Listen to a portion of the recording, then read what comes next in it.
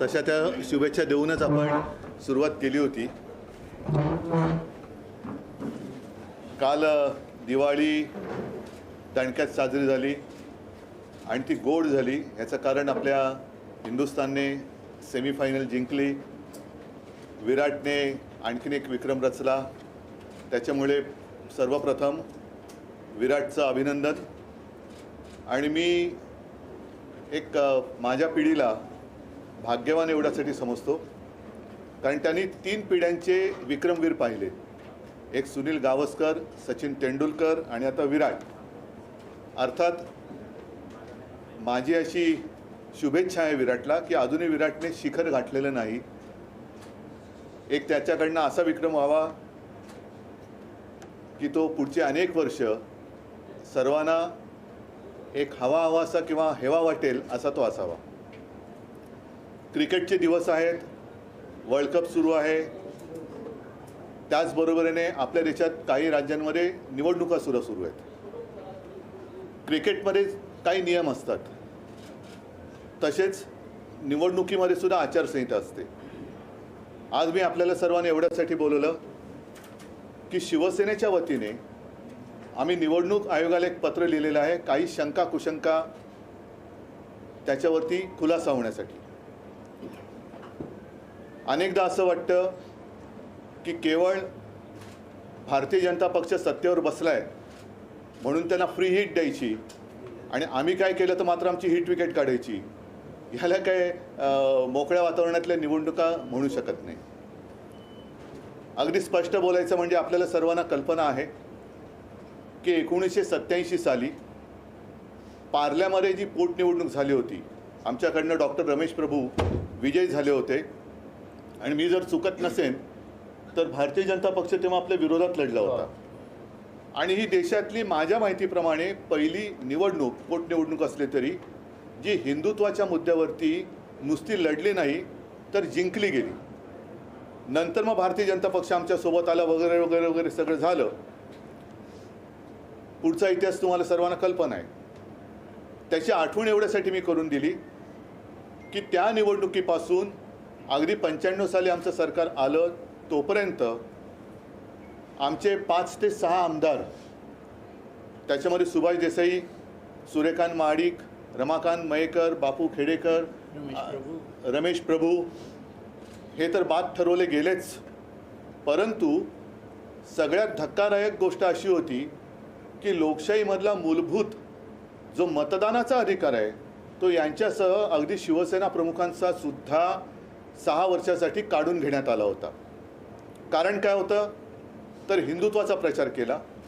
वातावरण तेव्हा देशात असं होतं की दुसरं कोणीही हिंदुत्वाबद्दल बोलायला कसरत नव्हतं, बोलू शकत नव्हतं। गर्व से कहो हम हिंदू है हा जो नारा तो विश्व हिंदू परिषदेने दिला असेल, पण जो बुलंद केला तो हिंदू हृदय सम्राट शिवसेना प्रमुखांनी केला। मंदिर वही बनाएंगेचे ते दिवस होते, निवडणुका अगदी तेव्हा जोरात लढल्या जात होत्या आणि केवळ हिंदुत्वाचा प्रचार केला, मंदिर वही बनाएंगेचा प्रचार केला म्हणून या सर्वांवरती कारवाई केली गेली। हिंदू हृदय सम्राटांवरती सुद्धा जे कधी आयुष्यात निवडणूक लढणारच नव्हते त्यांना निवडणूक लढवण्यापासून लांब ठेवण्यात आलं आणि परत एकदा सांगतो मतदानाचा अधिकार काढण्यात आला होता। आज मात्र आम्हाला जरा असं वाटते की निवडणूक आयोगाने आचारसंहितेत किंवा निवडणुकीच्या नियमावलीत काही बदल केले असावेत अशी एक शक्यता वाटायला लागलेत। बदल केले असतील आम्हाला अडचण काहीच नाही आहे, पण केले असतील तर ते सर्वांना सारखे असायला पाहिजेत आणि सर्वांना ते वेळेमध्ये कळले पाहिजेत। हे एवढ्यासाठी मी सांगतोय कारण गेल्या काही महिन्यांपूर्वी ज्या राज्यांच्या निवडणुका झाल्या त्याच्यात कर्नाटक एक राज्य असं होतं की जिथे स्वतः पंतप्रधान मोदीजींनी बजरंगबली की जय बोलून मतदानाचं बटन दाबण्यासाठी जनतेला आवाहन केलं होतं। काल परवाकडे अमित शाह म्हणजे देशाचे गृहमंत्री यांनी मध्य प्रदेशच्या निवडणुकीमध्ये जर तुम्ही भाजपला निवडून दिलं तर अयोध्येला जायला तुम्हाला खर्च येणार की नाही येणार? लोक म्हणाली येणार। वह ते बोले मैं कहता हूँ नहीं आएगा। ज्याने जे आम्हाला मतं देतील त्यांना आम्ही रामलल्लाचं दर्शन फुकट देऊ असं त्यांनी जाहीर केलं। त्याच्यामध्ये दोन गोष्टी आहेत। एक तर पहिली मागणी आमची अशी आहे अमित शहाजींकडे की आपण देशाचे केंद्रीय मंत्री आहात, गृहमंत्री आहात, तुम्ही मध्य प्रदेशपुरती ही मागणी लावून न धरता देशातल्या कानाकोपऱ्यात जेवढे रामभक्त आहेत त्यांना त्यांच्या सोयीनुसार जेव्हा वाटेल त्यावेळेला मोफत अयोध्यावारी भाजपातर्फे करावी ही आमची आग्रही मागणी आहे. मग ते अगदी मणिपूरमधले लोक असू देत, अगदी कर्नाटकातले असतील, कन्याकुमारीचे असतील, कुठलेही असतील. नाहीतर ते काय करतील की येत्या 22 जानेवारीला मला असं वाटतं राम मंदिराचं उद्घाटन आहे आणि माझ्या माहितीप्रमाणे देशातनं एक 5-10 करोड लोक ते तिकडे आणणार आहेत, आणू शकतात, त्यांची ताकद आहे तेवढी. तर ते सांगतील की बघा त्यावेळेला सगळ्यांना फुकट आणलंच ना आम्ही. तसं नाही, रामलल्लाचं दर्शन राम भक्तांना जेव्हा वाटेल तेव्हा ते त्यांनी घडून दिलं पाहिजे. आणि ज्या अर्थी आमचे माननीय पंतप्रधान मतदान करताना बजरंगबली की जय बोलून मतदान ते वोटिंग मशीनचं बटन दाबा सांगतायत, तर मग हा नियम आता निवडणूक आयोगाने शिथिल केला असेल तर आम्ही देखील येत्या निवडणुकीत मी माझ्या जनतेला आवाहन करतो की जय भवानी जय शिवाजी म्हणून मतदान करा, हर हर महादेव म्हणून मतदान करा, जय श्रीराम म्हणून मतदान करा आणि राज्यकर्त्यांना सुबुद्धी मिळो म्हणून गणपती बाप्पा जय, गणपती बाप्पा मोरया म्हणून सुद्धा तुम्ही मतदान करा. तर याबाबत निवडणूक आयोगाने खुलासा करण्याची गरज आहे की हे बंधन जे पूर्वी होतं, ज्याच्यावरनं हिंदू हृदय सम्राटांचा मतदानाचा अधिकार काढण्यात आला होता, मग तो योग्य होता, ती शिक्षा किंवा तुम्ही जे काही निर्णय घेतला तो योग्य होता की आत्ता हे जे पंतप्रधान आणि गृहमंत्री करतात ते योग्य आहे, हे त्यांनी सांगणं मला असं वाटतं देशाच्या जनतेला आणि आम्हाला सुद्धा उत्सुकता आहे की आचारसंहितेत जर काय त्यांनी बदल केला असेल तर तो केव्हा केला, कधी केला आणि तो केवळ भाजपलाच सांगितला आणि आम्हाला सांगितला का नाही, ही सुद्धा आमची एक मला असं वाटतं रास्त मागणी आहे. तर त्याच्याबद्दल आम्ही एक पत्र निवडणूक आयोगाला आज सकाळी पाठवलेलं आहे. आपल्याकडे सुद्धा ते पत्र सर्वसामान्य मतदारांसाठी आणि देशातल्या जनतेला माहिती व्हावं की अरे माझा अधिकार हा काय आहे, मी या असं करू शकतो की नाही करू शकत. कारण पूर्वी या सगळ्या गोष्टी फार स्वतःहून निवडणूक आयोग दखल घेत होती. आत्तासुद्धा मला असं कळलं की राहुल गांधी, प्रियांका गांधींना निवडणूक आयोगाने स्वतःहून नोटिसा पाठवलेल्या आहेत. केजरीवाल त्यांनासुद्धा त्यांनी नोटीस पाठवलेली आहे. म्हणजे निवडणूक आयोग जागरूक आहे. मी निवडणूक आयोगाला काही टीका करण्यासाठी बोलवलेलं नाही, बोलत नाही आहे किंवा जे मोदी किंवा अमित शहाजींनी केले ते सुद्धा काही चुकीचं आहे असं माझं म्हणणं नाही आहे. पण जर केलं असाल तर आम्ही जे केलं होतं ते योग्य का अयोग्य होतं ते कळू द्या. आणि जर आता त्याच्यात ढिलाई आणली असेल तर आम्ही सुद्धा हा प्रचार करू शकतो की नाही हे त्यांनी आम्हाला सांगावं. हा आजचा एक मूळ मुद्दा आहे. त्या अनुषंगाने आपल्याला काही विचारायचं असेल तर विचारा. पण मला अपेक्षा आहे की निवडणूक प्रचार संपायच्या आत निवडणूक आयोगाने, केंद्रीय निवडणूक आयोगाने देशातील सर्व राजकीय पक्षांना आणि मतदारांना या निर्णयाबाबत सरकारी भाषेत अवगत करावे. नाही, मला आता त्याच्यात बोलायचं नाही आहे. पहिले या विषयावरती निवडणूक आयोगाने खुलासा करावा आणि जसं या सर्व लोकांचा एक लोकशाहीतला मूलभूत अधिकार, मतदानाचा अधिकार, जो कधी कोणी काढू शकत नाही, कारण तुमच्या मतदानावरतीच सरकार निवडून येतं. अशा वेळेला तुम्हाला मत देण्याचा अधिकारच काढून घेतला तर हा निवडणूक आयोगाचा गुन्हा आहे. तो आमच्यावरती लादून तुम्ही आम्हाला शिक्षा केली होती, तर ती शिक्षा योग्य होती की नव्हती, का आत्ता होते ते योग्य आहे हे त्यांनी आम्हाला सांगावं. केला आहे की नाही हे मला निवडणूक आयोगाने सांगायला हवं. मी असं काहीच म्हणत नाही, कारण मी निवडणूक आयोग नाही आहे.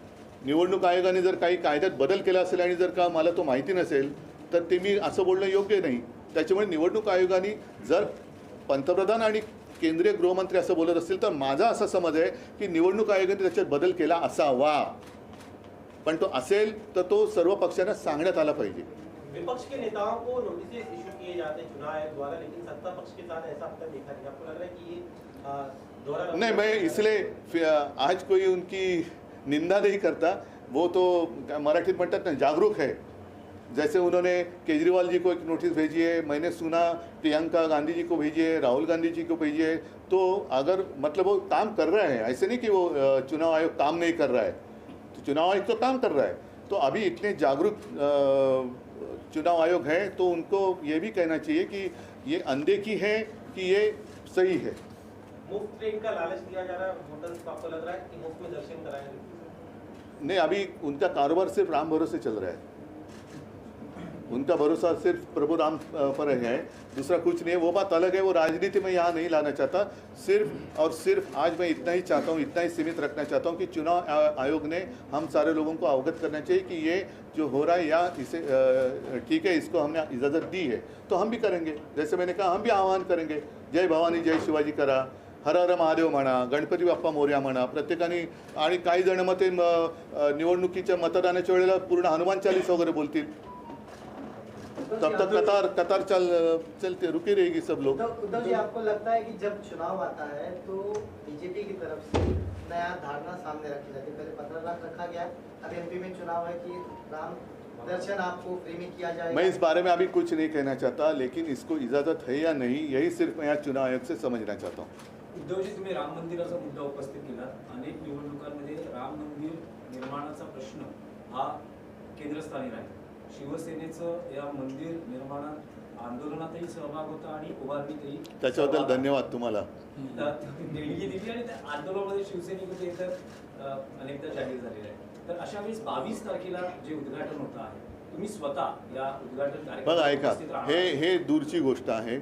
मला असं वाटतं की केवळ त्यांच्या सोयीने ते उद्घाटन करतात निवडणुकीच्या आधी, कारण अशी सुद्धा माहिती आहे की जसं म्हटलं की त्यावेळेला देशातल्या कानाकोपऱ्यातनं हे काही स्पेशल गाड्या, करोडो लोक तिकडे, म्हणजे देशाची लोकसंख्या 1.25 अब्ज असेल तर 1 कोटी 100 कोटी लोक तिकडे कदाचित जमू शकतील, कारण भाजपा जगातला ताकदवान पक्ष आहे, त्यांना सहज शक्य आहे 100 कोटी लोकांची ते विशाल जनसभा घेऊ शकतात। त्या गर्दीत मी काय जाणार? त्याच्यामुळे मी 2 वेळा जेव्हा हा विषय थंड बस्त्यात होता त्यावेळेला मी तिथे गेलो होतो, त्याच्यानंतर मुख्यमंत्री झाल्यानंतर सुद्धा मी गेलो होतो, आणि ज्या ज्या वेळेला माझ्या मनात येईल त्या वेळेला मी अयोध्येला जरूर जाईन। मात्र आज पुन्हा एकदा सांगतो की अमित शहाजी जे म्हणालेले ते केवळ निवडणुकीपुरतं मर्यादित न राहता या देशातल्या ज्याला कोणाला ज्या वेळेला वाटेल तेव्हा त्याची मोफत अयोध्या वारी भाजपने करावी।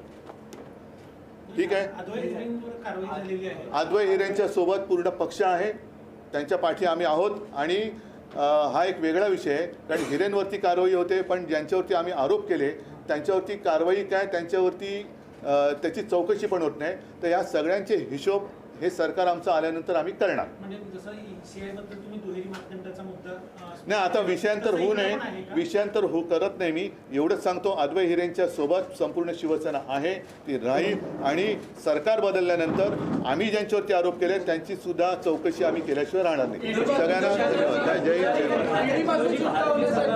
भारतीय क्रिकेट संघाला शुभेच्छा दिल्या आहेत, पण फायनलला अहमदाबाद स्टेडियमवर जाऊन मॅच बघण्याचा काही कार्यक्रम आहे? चला, धन्यवाद। जय महाराज।